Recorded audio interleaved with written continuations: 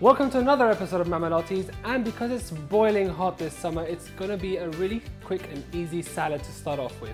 We're going to move on to a moussaka for the main course, and to finish it off, a really simple cheesecake dessert. So let's get started with our salad.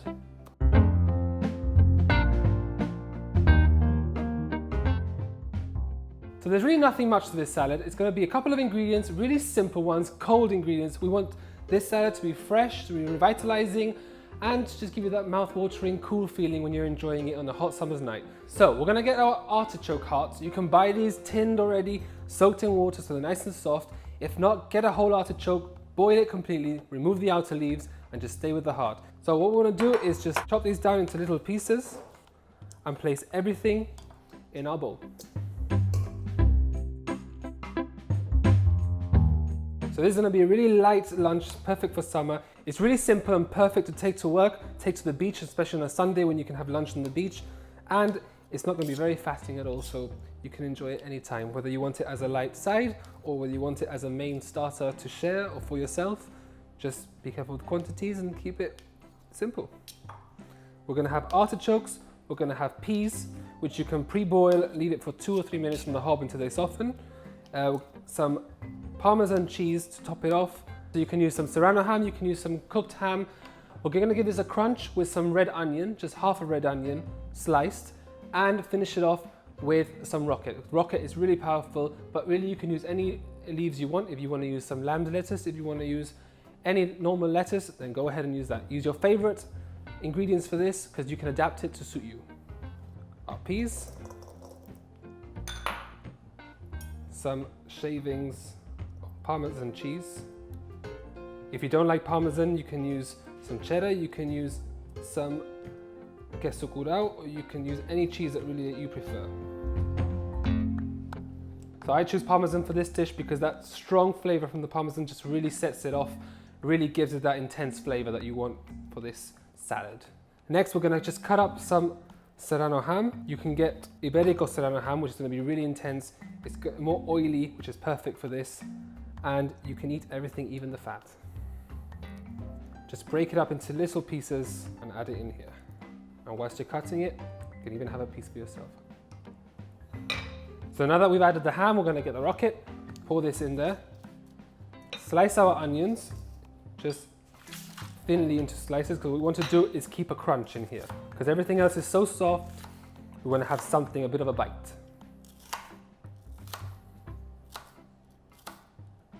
Now I've added half an onion, but if you want more onion, just go ahead and add more.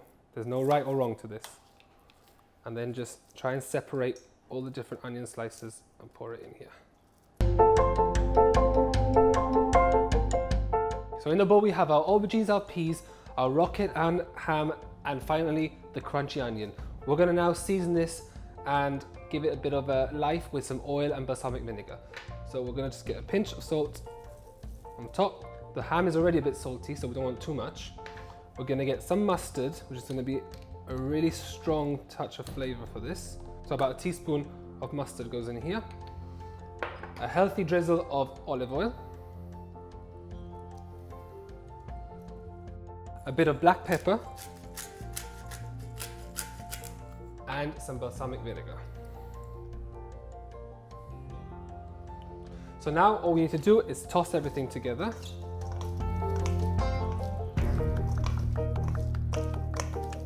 Give it a good vigorous toss and a good swirl to mix all the mustard, all the oil and the balsamic together in here. And then serve it on a plate.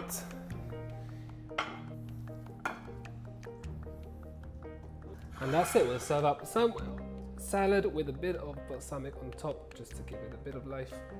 And we'll give this a try. There's nothing to it, couldn't get any simpler. So let's taste this.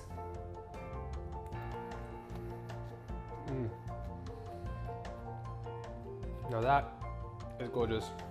It's the soft bite of the artichoke, the crunch of the onion, the whole seed mustard, which gives it that powerful boost, and to finish it off, it's the acidic little taste of that balsamic vinegar to round it all off together. So I think this is going to be a refreshing taste for summer. It's going to be my dish this season.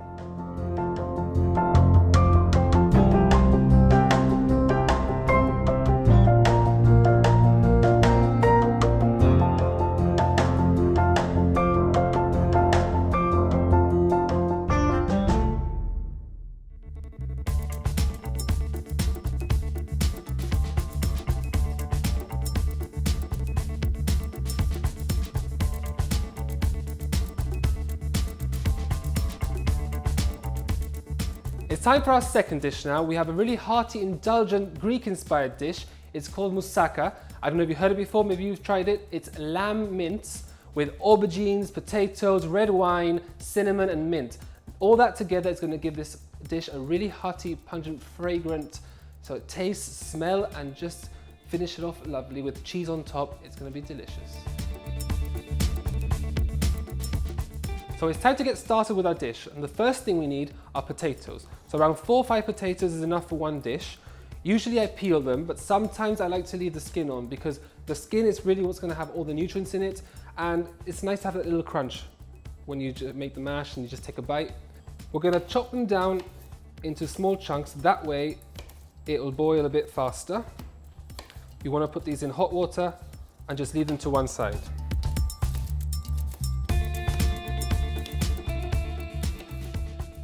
So once everything's chopped, we need to start boiling these. We're going to put these in a hot pan with boiling hot water and then just season it with a bit of salt. Leave them there until they soften and they're ready to just mash, and then they'll become more creamy.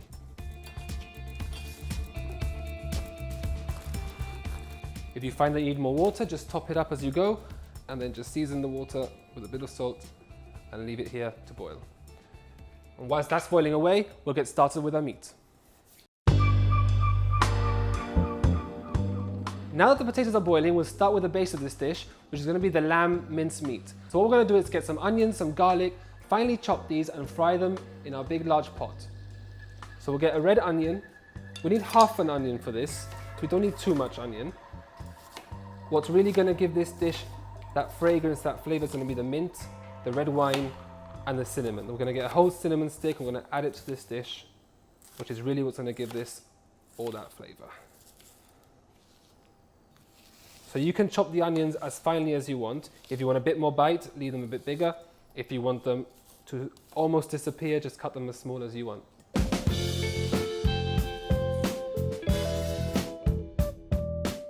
So we need 2 garlic cloves for this, 2 large garlic cloves, and then just finely chop them down.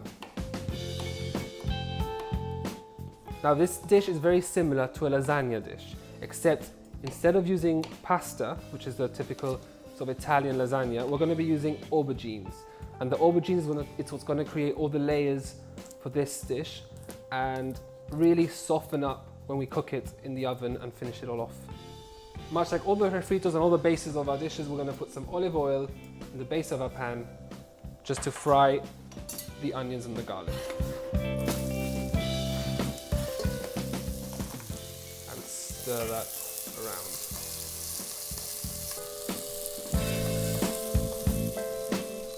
So once your onions have been there for a couple of minutes, you see that they're starting to become translucent, they're starting to cook off. Before the garlic burns, because that's really what you want to avoid, once garlic burns it goes really bitter and horrible, we want to add in the lamb mince. So we'll just grab our mince. If you don't have any lamb mince available at the butcher's, ask your butcher, because sometimes they can get lamb shank or lamb leg and debone it and mince it for you. We just add this straight into the pan and stir around. Let it brown off a bit, and then we'll season it and add the rest of our ingredients. So once you see that the meat is cooking off, we'll add in some salt and season this off, and we'll add in the rest of the ingredients. So we're going to get tomato sauce, tomato passata, whatever you have available in the shop. About 400 grams should be enough for this. We'll pour this in here. It's quite thick, but this is going to become really liquid when we add in the red wine and we add in, and it starts to cook off because all the liquid is going to be released from the meat as well. We'll just have to let that reduce at that point. Once you've added all the ingredients, if you want an extra tomatoey taste, just get some tomato puree and squeeze in about a tablespoon's worth and then stir it in with everything. That's going to add a really intense and sharp tomato flavour to this dish. Then if you find too intense, you can reduce with just a teaspoon of sugar, just sprinkle it in and stir it in.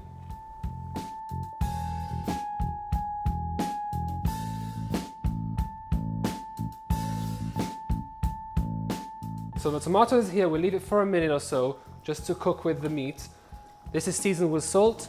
We're going to wait a bit and then add in the wine, the mint and the cinnamon stick. So these 3 ingredients are going to go in together. That's going to be left to stew away We'll come back to it in a couple of minutes. That should hopefully have reduced by then, and in the meantime, we'll start with our aubergines. We're off for a quick break, but not before adding our wine, some cinnamon, and a few fresh mint leaves. We'll leave this string away, so see you after the break.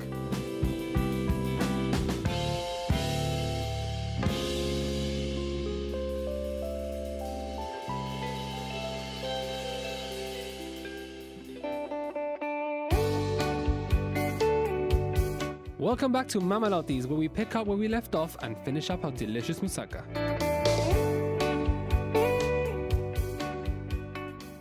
So the meat and the potatoes are almost done now. What I'm going to do is drain the potatoes, leave them to one side to cool, let the meat finish off on a lower heat just to completely reduce, and prepare the aubergines and the bechamel. And then we'll start layering everything together with the aubergines, the meat, the bechamel and the cheese, and get everything ready for the oven to just bake off on top, grill the cheese golden and ready to eat. So with the potatoes cooling down, before we start with the bechamel, what's important is to start cutting our aubergines.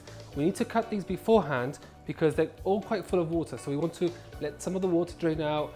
So what we're going to do is grab our aubergine and start cutting into little thin slices. You can either do it long ways if you have a long dish. If you have a smaller dish, you can do it into little round circles. So from the end, just start cutting into at least 5mm slices and cut all the way through. Once you've cut about 3 aubergines, what you want to do is lay them all out on a plate, cover them with salt. If you have a colander, then that's even better. Cover them with salt, leave them to one side. That's going to start draining, and then before using them, we'll just pat them dry completely and layer everything together. So let's move on to the bechamel. So the bechamel sauce is a creamy, milky sauce. This is really simply done. It's a dollop of butter. We're going to start frying this butter, melting it in a pan, about a tablespoon's worth, and melt that here in the pan. And what we're going to do once this is melted is fry some flour in there. We're going to add in about 2 or 3 tablespoons of flour. We'll add this in and start stirring it and frying it with the butter. So a lot of people make bechamel differently. A lot of people know it as a really creamy, cheesy sauce. This time I'm not going to add any cheese to it because the flavor is already quite intense. We're going to just add cheese on top, so we're going to keep this quite simple, just plain, and we can add some nutmeg to it just to give it a little final touch. So now the butter has melted, it's time to fry with the flour. Like I said, about 3 or 4 tablespoons of flour at a time. We're just going to sprinkle this in bit by bit and stir. What we want to try and avoid is burning the butter and burning the flour, but we also don't want it to lump. So slowly but surely we'll do it, and if you find that the heat is too high, just lower it down. About a Mark 3 should be enough.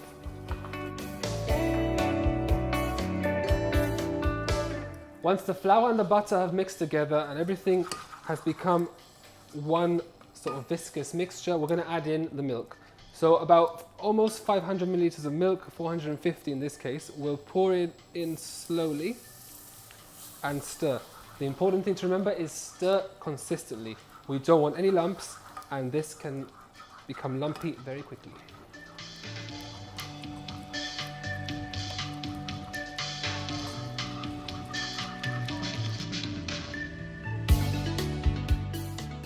So with the bechamel done, the meat, the potatoes all ready, and the aubergines all sliced up, it's time to start layering our moussaka. What we need to do is get our aubergines, which have been sliced and covered in salt, like I said earlier, to try and get all that water out. Get it in front of us, get a tissue, a napkin or a cloth, and just pat it all down to remove any excess water that's on top and to get rid of all that salt that's on top as well. So what we're going to do is lay our aubergines first. Just create a layer at the bottom. Place it one on top of the other. Don't worry, because you should have plenty of aubergines. If not, you can always just cut some more. Then get our meat, which has been reduced and it's all nice and thick, and start layering this on top. What you want to try and avoid is getting those cinnamon sticks. So just keep them to one side as you start scooping everything out.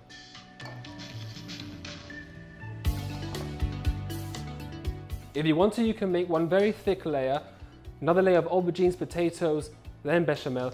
I might just mix this up a bit, so do aubergines, meat, another layer of aubergines, then some more meat and potatoes on top.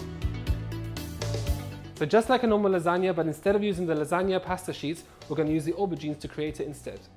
So our aubergines and our meat are layered in the dish. Now it's time to mash our potatoes. So we'll put this to one side, get our potatoes, and just mash away. So whilst you're mashing, if you want, you can season this with a little bit of salt until it's all beaten up and all really creamy and mashed together. We don't want any chunks for this. So with the potatoes ready, we're going to layer this on top of the moussaka. We'll put this to one side and layer this on top. And then just try and spread this out.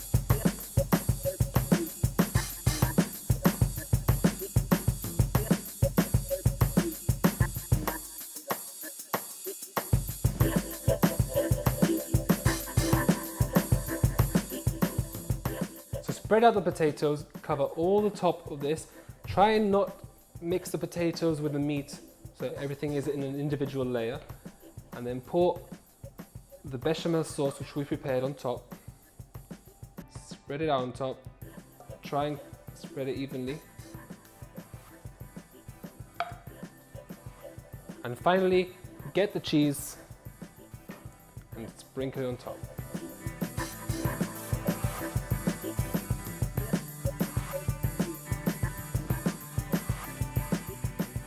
So this is going to go into the oven at 180 degrees for 45 minutes until the cheese is all golden, the aubergines are soft and baked, and it's ready to eat and hopefully should be perfect.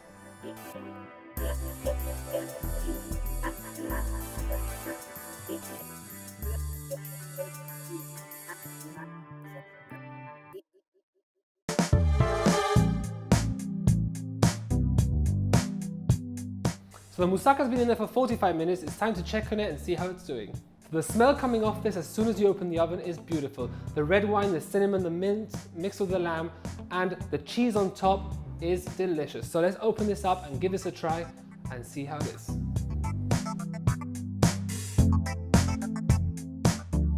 So what you want to notice is that as soon as you put the knife in, everything is really soft. You want to get as much of it as you can, and everything should come out in different layers.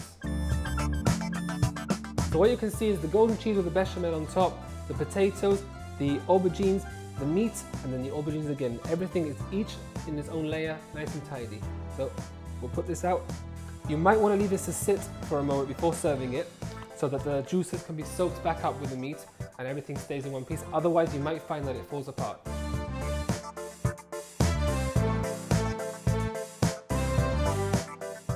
So now it's time to taste everything and enjoy our beautiful creation.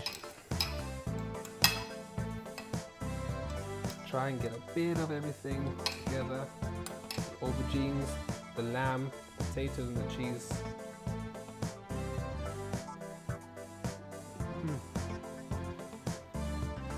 That lamb is rich, it's powerful.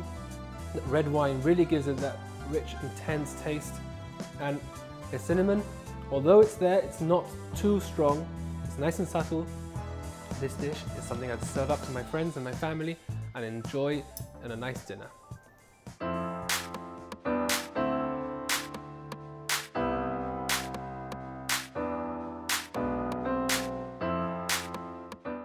So it wouldn't be a Mama Lotties episode if I didn't end with a really sweet, indulgent treat. So today I've got some simple cheesecake recipe for you. It's gonna be different. It's gonna be cheesecake in a jar or cheesecake in a glass, and we're gonna make our very own raspberry jam. So let's get started. So what we're gonna do is prepare the jam. We're gonna get some frozen raspberries, just defrost them a little bit first, and pour them straight into our pan. We're gonna leave these here to reduce, to soften, and mix them with a bit of brown sugar. At least a tablespoon, 2 tablespoons of brown sugar should be enough for this. And stir it all together. We're gonna sweeten this, caramelize them, and get them into a puree, almost all completely dissolved. You can use any fruit you want for this. I've chosen raspberries because it's quite acidic, it's quite a powerful taste. So instead you can even use some blackcurrants, strawberries or blueberries for this. That's gonna be a more mellow taste, a bit softer. So everything is to your own taste. Most of these things are now readily available year-round, so you just check the frozen aisle.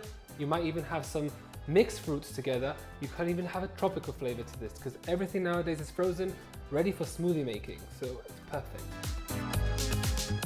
So keep stirring this until it starts to bubble. What we want to do is reduce the water completely so you're left with a really thick jam.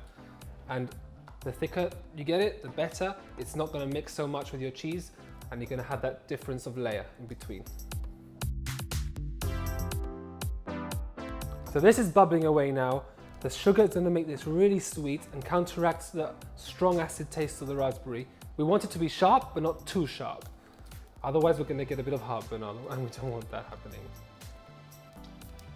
And as this boils and as this reduces, you can really smell the strong raspberry. And oh, if you stick your face in there, it's just beautiful.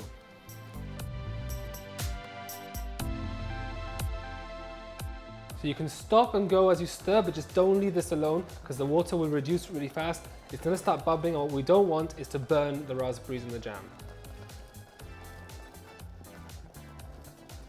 So after a few minutes, once you see this reduce, it's going to thicken up. We want to remove it from the heat and just pour it to a separate bowl so that it cools down a bit faster. And make sure not to get any on you because raspberries stain. That is not good. So leave this to one side to cool off, and in the meantime, start with our cheesecake mixture. So our cheesecake mixture couldn't be simpler. It's going to be double cream into a bowl, about 200 to 400 milliliters, depends how much cheesecake you're going to make, and 200 grams of cream cheese. Mix those two together, and we're going to whisk this until it thickens up, and just enough so that we can then pour it into a different container.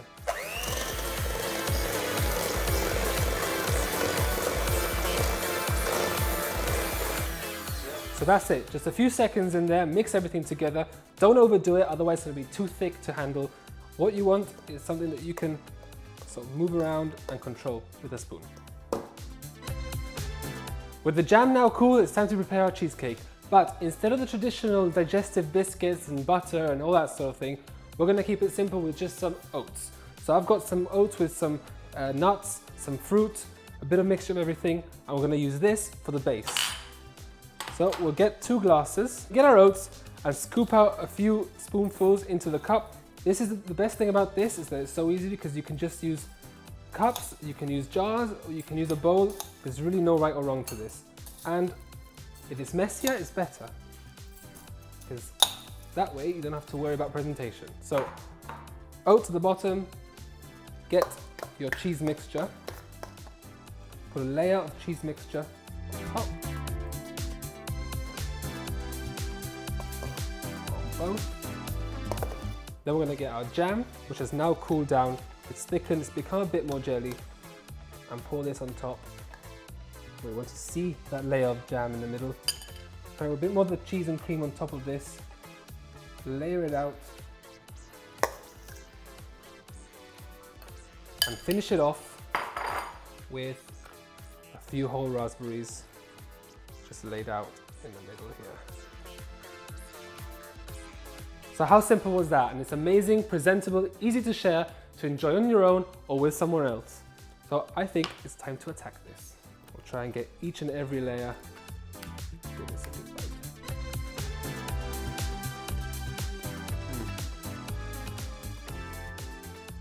Now you get the crunch from the oats, the different nuts, the different fruit, the sharpness from the raspberry, the smooth and soft cream from the cream cheese.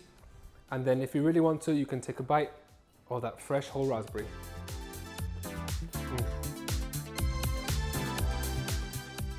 So I hope you love this episode. I hope you enjoy these recipes. Let me know which one you try, what fruit you use for your cheesecake, and I'll see you all next week with 3 more recipes. And until then, keep cooking.